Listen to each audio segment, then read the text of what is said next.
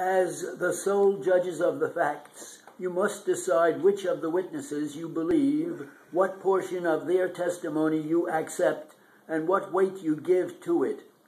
At times during the trial, I may sustain objections to questions, and you may hear no answer, or, where an answer has been made, I may instruct that it be stricken or removed from the record, and that you disregard it and dismiss it from your minds.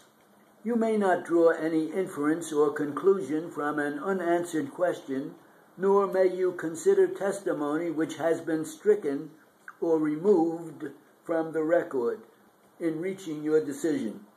The law requires that your decision be made solely upon the evidence before you.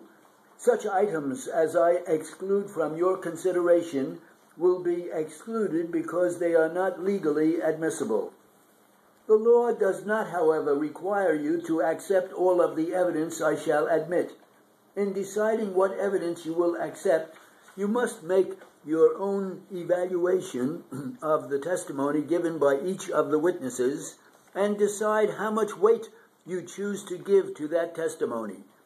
The testimony of a witness may not conform to the facts as they occurred because he or she is intentionally lying, because the witness did not accurately see or hear what he or she is testifying about, because the witness's recollection is faulty, or because the witness has not expressed himself or herself clearly in testifying.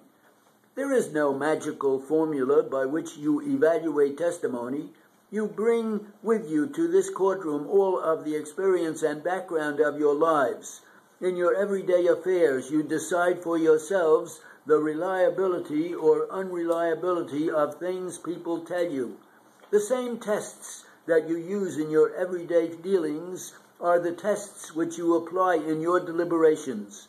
The interest or lack of interest of any witness in the outcome of this case, the bias or prejudice of a witness, if there be any, the appearance, the manner in which the witness gives testimony on the stand, the opportunity that the witness had to observe the facts about which he or she testifies, the probability or improbability of the witness that the witness had to observe the facts about which he or she testifies, the probability or improbability of the witness's testimony when considered in the light of all of the other evidence in the case, are all items to be considered by you in deciding how much weight, if any, you will give to that witness's testimony.